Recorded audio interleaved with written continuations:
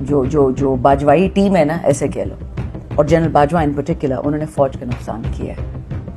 زرداری بہت چالاک نکلا, نواز شریف اس سے بھی چالاک ہے, شہباز اس سے بھی, مریم نواز اس سے بھی, ان سب نے اپنے آپ کو بڑی بڑی پوزیشنز دے دی, بیڑا غرق کر دیا فوج کا. وہ فوج جو ہمارے لیے مرتی ہے, وہ ہمارے سولجرز جو صدقے دیتے ہیں, جو ایسی قربانیاں دیتے ہیں کہ آپ سوچ نہیں سکتے, بغیر ٹانگوں کے ہوتے ہیں والدین, بغیر ہاتھوں کے ہوتے ہیں, بغیر آنکھوں کے ہوتے ہیں, وہ تو کسی کو نظر نہیں آتے. وہ ہمارے شہداء, وہ ہمارے غازی جو ابھی ہیں, ان کو بدنام کر دیا کہ ایک ملک ہے جو بہت پریشر ڈال رہا ہے پاکستان پہ کہ آپ اسرائیل کو ایکسیپٹ کریں, ادروائز پاکستان کی فنڈنگ نہیں ہوگی. اور سننے میں یہ بھی آ رہا ہے کہ جو پی ڈی ایم کے ایم این ایز اور ایم پی ایز وہ کہہ رہے ہیں کہ on our dead body there is no way کہ جو غزہ میں ہو رہا ہے ہم اسرائیل کو ایکسیپٹ کر لیں. پیسے جتنے بھی ملنے ہم یہ نہیں کر سکتے, پولیٹیکل سوسائڈ ہے ہماری, خودکشی ہے. تو سننے میں آ رہا ہے کہ ون آف دا ریزنس کی بھیک مانگے گی سپریم کورٹ سے کہ خدا کا واسطہ ان کو ان کی ریزرو سیٹیں واپس دے دو, کہ جو 2/3 میجورٹی ہے ان کی پنجاب میں اور سینٹر میں وہ ٹوٹ جائے. یہ سننے میں آ رہا ہے. السلام علیکم, میں ہوں حسنین, آپ دیکھ رہے ہیں نیا پاکستان. میرے ساتھ اس وقت موجود ہیں میڈم شندانہ گلزار صاحبہ. میڈم کیا کہنا چاہیں گے؟ عمران خان کی رہائی کی آپ کو آفر دی گئی ہے, آپ کو گرینڈ ڈائیلاگ کا کہا گیا ہے کہ گرینڈ ڈائیلاگ کے لیے ہم تیار ہیں, تو اس پہ تحریک انصاف کا کیا رد عمل ہے؟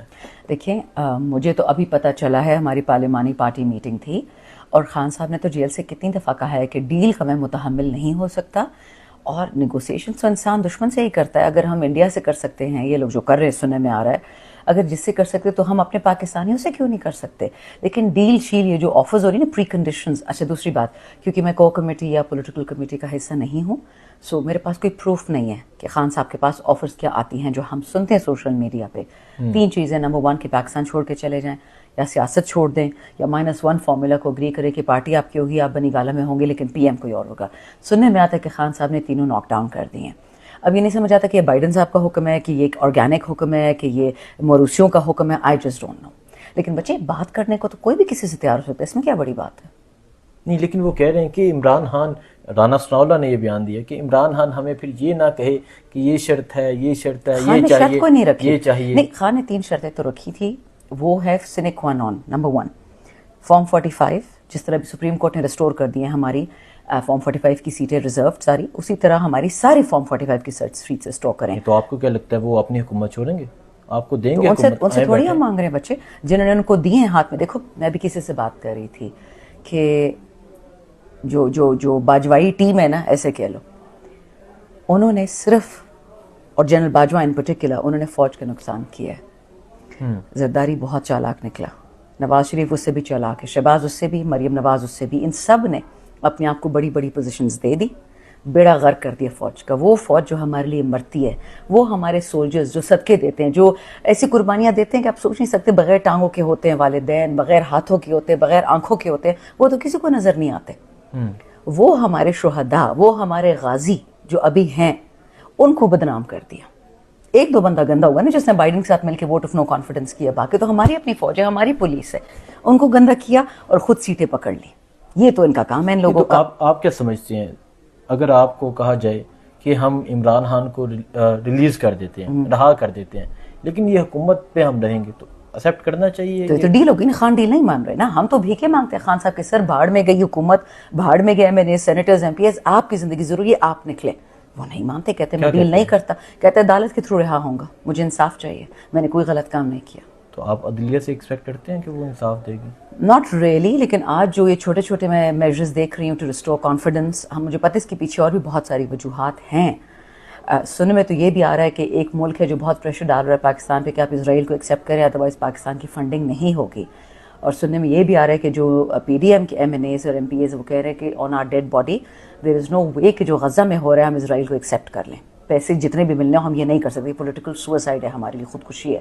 تو سننے میں آ رہا ہے کہ ون آف دا ریزنس کی بھیک مانگے گی سپریم کورٹ سے کہ خدا کا واسطہ ان کو ان کی ریزرو سیٹیں واپس دے دو, کہ جو 2/3 میجورٹی ہے ان کی پنجاب میں اور سینٹر میں وہ ٹوٹ جائے. یہ سننے میں آ رہا ہے, اللہ کو پتہ ہے سچ کیا ہے, کیونکہ بغیر تصدیق بات میں آپ کو بتا رہی ہوں, but there is no way of نو. آپ بتائیں کہ آپ عمران خان کی ٹکٹ پر منتخب ہو کر اسمبلی میں پہنچی ہیں, آپ نے لاکھوں ووٹ لیے ہیں, الحمدللہ.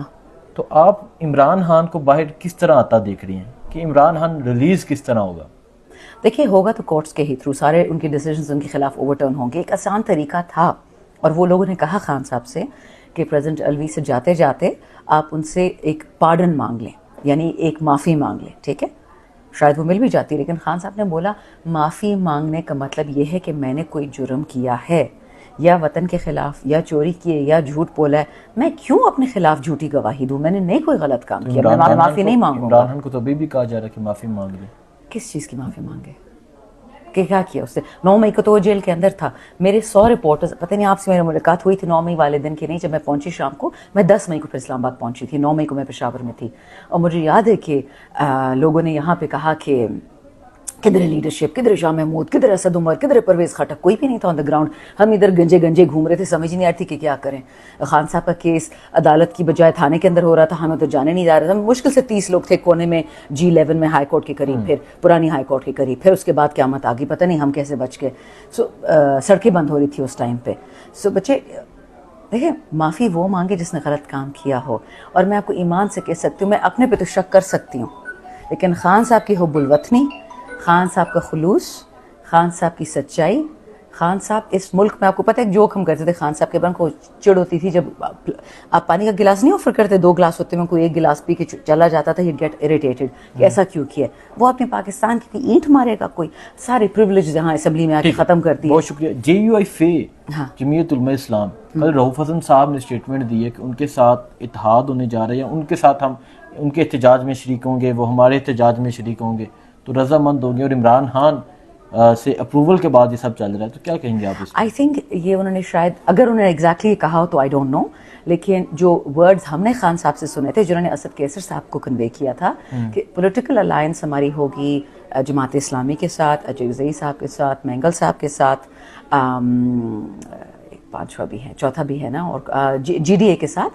لیکن اگر ہمارے جو فارم 45-47 والی مہم ہے, اگر ان کی پروٹیسٹس ہوں اور ایف ہمارے ساتھ بیٹھے یا ہم ان کے ساتھ بیٹھے, دیٹ از ڈفرنٹ, وہ ایک احتجاج ہے. لیکن پولیٹیکل الائنس ہماری انہی 4 پارٹیز کے ساتھ ہے, سیاسی الائنس. ٹھیک ہے, کشمیر کے جو حالات ہیں اس حوالے سے کیا کہنا چاہیں گے آپ؟ خان صاحب نے 2 سال پہلے پریڈکٹ کیا تھا نا, یہ انہوں نے کیا کہا تھا, ایبسولوٹلی ناٹ جب کہا تھا, اس کا مطلب کیا تھا کہ آپ جب پرائی جنگوں میں شریک ہوں گے, پاکستان میں انتشار پھیلے گا. پاکستان میں انتشار پھیلے گا تو اکنامک انسرٹنٹی آئے گی, اکنامک انسرٹنٹی آئے گی تو سوشل انسرٹنٹی آئے گی, وہ سب آ چکی ہے. آخر کیا ہوگا, آپ کی ٹیریٹوریل انٹیگریٹی, آپ کی جو زمین ہے, آپ کا جو خطہ ارض ہے یہ پاکستان, اس میں پھوٹے درارے یہ لوگ ڈالیں گے. یہ خان نے 2 سال پہلے پریڈکٹ کیا تھا کہ یہ ہوگا, وہ تو جیل میں بیٹھا ہوا ہے. جو اس وقت ہیں صاحب عقل, صاحب طاقت, وہ کیوں نہیں دیکھ رہے کس ملک میں کیا ہو رہا ہے اور کروا کون رہا ہے. میں ہمیشہ کہتی ہوں, آئی ریفیوز ٹو ایکسیپٹ کہ کسی بھی پاکستانی کو اس انتشار سے فائدہ ہے, نہ فوج کو, نہ پولیس کو, نہ پارلیمنٹ کو, نہ جوڈیشری کو, نہ بیوروکریسی کو, نہ مولوی کو, نہ میڈیا کو. ہمارا تو رزق یہ ہے, ہمارا تو وطن یہ ہے, ایک ہی پاسپورٹ ہے, ہم کہاں جائیں. کسی پاکستانی کو اس سے فائدہ نہیں ہے. جو باہر کے آقا یہ کروا رہے ہیں وہ پاکستانی قوم کی ریزیلینس کو نہیں سمجھتے. وہ ہمیشہ سمجھتے تھے کہ یہ بونگے تھے, یہ بے وقوف ہیں, یہ ڈرپوک ہے. الحمدللہ پوری قوم پنجاب, سندھ, بلوچستان سمیت نکلی ہے دنیا کو دکھانے کے لیے کہ ہم حق کے ساتھ, پاکستان کے ساتھ, خان کے ساتھ کھڑے ہیں. بہت شکریہ میم.